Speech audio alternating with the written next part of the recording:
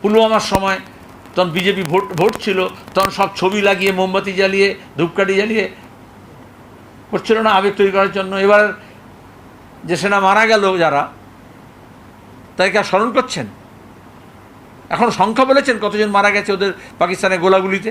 এখন দাঁড়িয়ে দেখাচ্ছেন উনি নিজেই যেন একা। দেখবে তুমি ব্রিজ যখন উদ্বোধন করছেন, সবসময় এমনিতে তো লোক লোকজন থাকে, কিন্তু উনি হচ্ছেন একা তেরঙ্গা ঝান্ডা নিয়ে, যাতে ক্যামেরা রেঞ্জের মধ্যে কেউ যাতে না আসে। একটা পার্সনা, একটা ব্যক্তি এইভাবেই তো করেছেন, তাতে বিদেশ নীতি সবচেয়ে বেশি ক্ষতিগ্রস্ত হয়েছে। দেশের অভ্যন্তরে হবে, মানুষ বুঝতে পারবে আস্তে আস্তে।